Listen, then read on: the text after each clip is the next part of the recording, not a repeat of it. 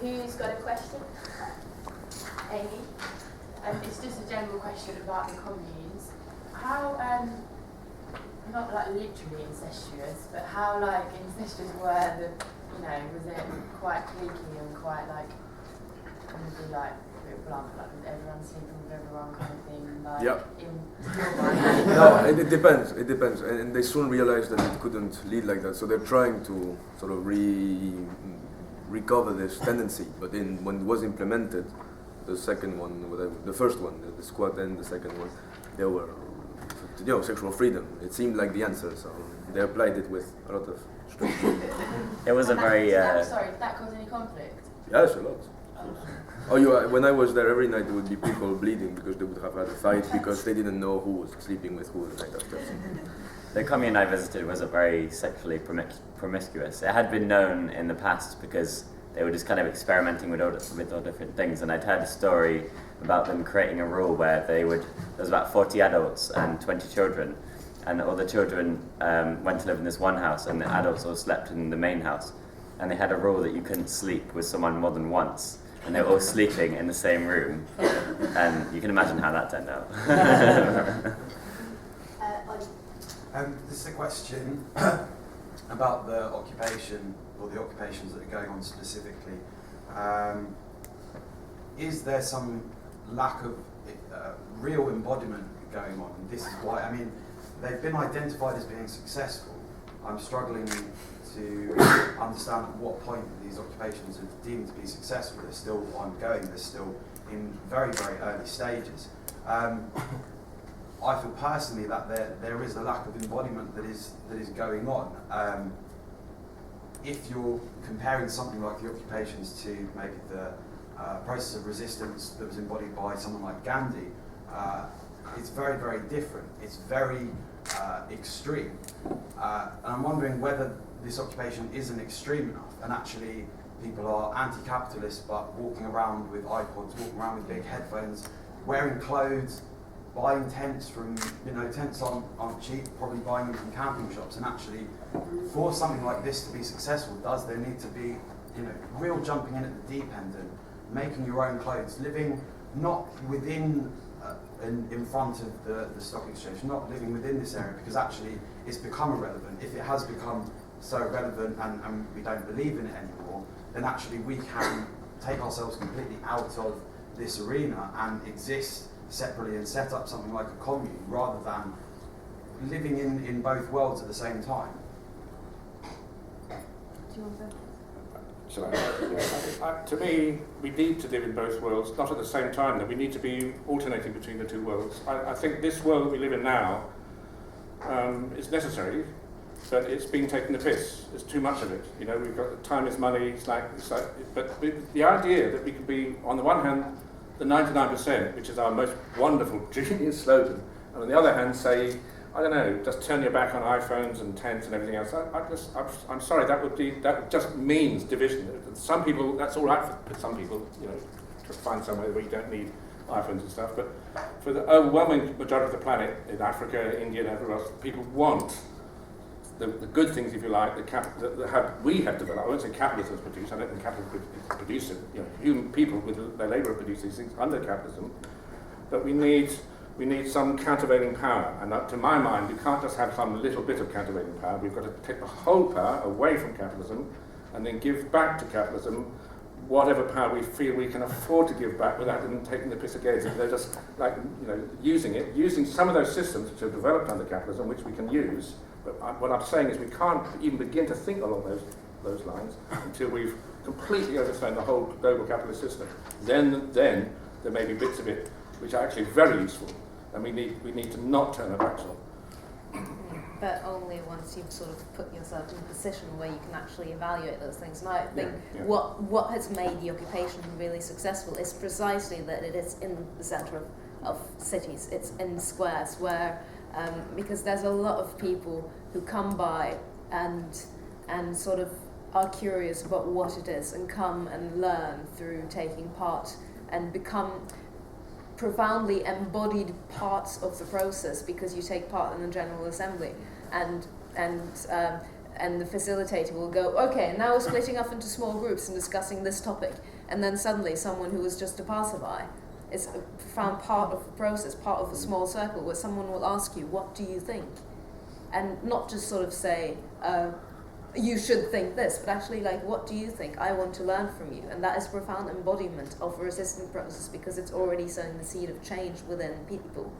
And also the fact that it's been there, present right in the centre of London. Giles Fraser left the church, the Reverend Canon, because he supported the occupation. There's been a sort of mini civil war going on in the Church of England because of the occupation. The manager of RBS renounced his bonus, and that's tiny for him. It means nothing for him. It's a symbolic gesture. But the fact that he had to make that gesture to have public support is like, that is a measure of success in itself. The fact that people on the street are questioning capitalism is a success. I think. Can I just say, Tim wants to say something? I'll be short, but to this question, I would say that Occupy is a beautiful and inspiring answer to the wrong question. If one of the success of it was to inform the people to spread the question of capitalism. In America, when census was done, I think it's 80 or even more % of the American population says that consumerism is a problem and that they should do something about it. So today I don't think the problem is of people reflecting upon it. It's to build in them the capacity to motivate on the long term their energy to invest. And I find that any type of event that is carnival-like, carnival not in the sense, it can be very well intellectually constructed, but that uses in the people this energy in a punch manner way. So in 1 day, 2 days, 2 weeks, you are totally invested, you do the best. We have limited amount of energies, and instead of using it like that, we should cultivate it to be able to make it last on the long term. And I find it's a little bit problematic. I'm really sorry, Ollie, but I'm going to have to go soon just because we don't have much time. Yeah. Right, I want to address this to you all, because it seems to me that actually what all you're saying at the same time is symptomatic of what's going on. We've got the occupation movement, which is great, but I don't really see Cath Kidston as being a great social changer. But at the same time, Cath Kidston pins. Right. But at the same time, we've got the riots going on, haven't we? We've had the riots, and actually, I take on board what Chris is saying, and we need a common language. If we find a common language that links everyone in, it will be so much more powerful. I think we have to take on board what's happened in Egypt, and the change of regime happened in Egypt because everyone pulled together. I mean, it's not just the people on the street. Things changed when they got the football hooligans involved, because they were used to fighting the police. We need to find a way to communicate our feelings to everyone, because actually there's a lot of divide and conquer that's going on here. You've got an occupying force which is reflecting what's happening on the street as well. Actually, you'd be much more powerful if you could harness the power of like the riots, the street level violence, with the kind of intellectual occupation movement. We're all aiming at the same place, but we're just going there in a different way. We'd be much more powerful if we all marched together. I'm just going to say, please try to keep your questions summarised for now, just so that we can go over more questions. Two things very quickly. Firstly, the occupation is not just intellectual. Like it's people. No, it's not. It is very No. It's not middle class at all. The beauty of this occupation is that there's bankers, there's middle class people, there's homeless people, there's people who've never had a job, there's people who are highly educated but can't get a job. There's one of the people that I've gotten to know there is like, he works as a window cleaner. That is not working. middle class. He's working. Yeah, but other people are not. And there are homeless. No. There are homeless people in the camp there are some homeless people who are not managing to sort of get out of their situation. There are also homeless people in the camp who become really, really important to the movement and didn't have a job before for 20 years and have now found like that is not middle class at all.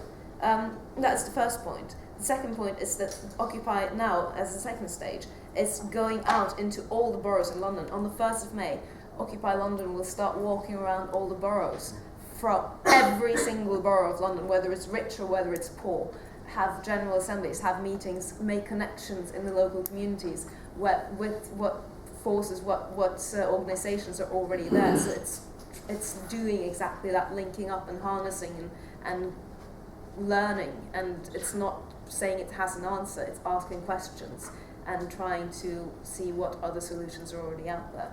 I think you're kind of stepping into dangerous territory as well when you say that everyone needs one common language, because as humans we're all individuals, and like we live in so many different places and like with different conditions, and you can't expect everyone to want the same thing or to need the same thing. I'm not saying that we need a common language, but we need to be able to communicate. Yeah. Ben, That's being it's facilitated. okay. Then Raja. Yeah. I'll try and be brief. We've talked a lot about elders in the communes and the old women, the people that keep our myths and that hold the power.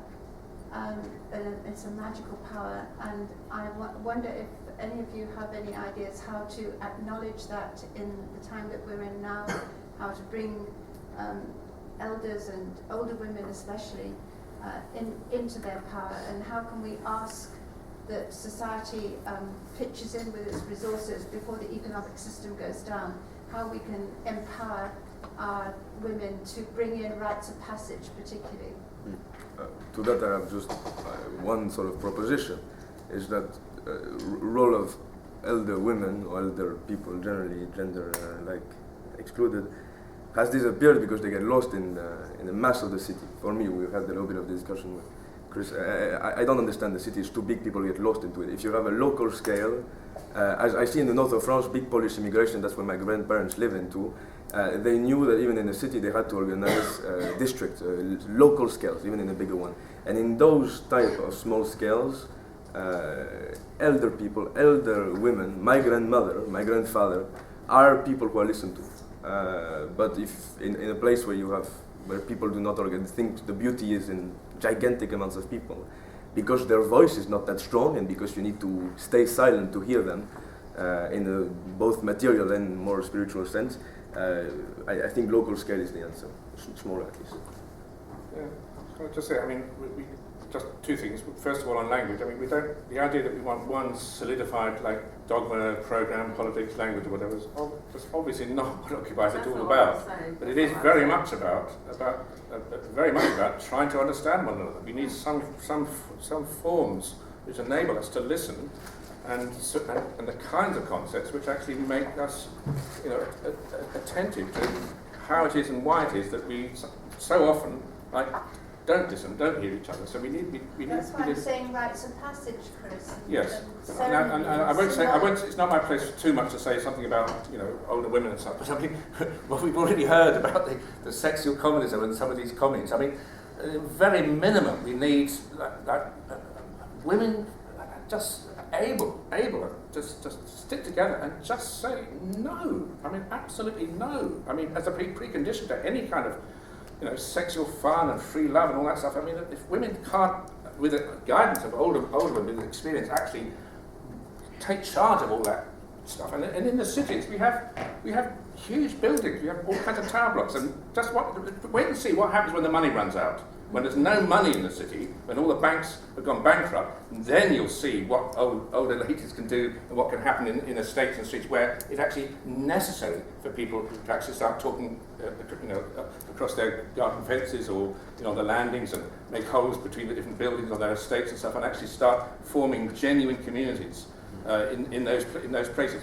The idea of going away from the cities and leaving them to what? I mean, we live in those cities. We have to transform them. Abby? I just wanted to, seeing as we're at an academic format, I thought I'd try and suggest a little bridging between the passions of people, obviously from an activist sense, and I was just wondering what people's thoughts were on I'm not sure if people are saying that there is a preconditioned universal sharing through a genetic alphabet, or whether they're aiming to find a shared sense through being human, was A. And B was, if we just remain a little bit empirical about it, I don't know what the answer is, but perhaps look at why some people in some cultures tend to want to have these single reduced concepts to talk to. And just like when you were all talking, it just seemed there wasn't a disagreement. It's simply that some people are good at working in their community on their topic and empowering that. And some of those people's community is activists. And therefore, obviously, they are important to maintain a point at which you may or may not get an explosion. However, that does not undermine at all someone who doesn't wish to go to Occupy at this point in time because they are actually engaged in something in their community. I just wanted, I didn't see a disagreement, not that anyone said there was, but yeah. Anybody wants to respond? Just on the genetic alphabet and all that stuff. I mean, it's a massive, monstrous ideological error. I mean, the whole even the phonetic alphabet actually kind of doesn't work. There's all kinds of things which Jacobson would have thought, like consonants which are impossible to pronounce. We've now found out there's some group somewhere which actually produces exactly that impossible consonant. So all of that's nonsense. I was talking about the Tower of Babel. Clearly, God in that story was against human beings, all of us, understanding one another sufficiently to be able to cooperate and get to heaven. That's what we need. We need to understand each other. We need to, if you like, get to heaven on this earth, please, not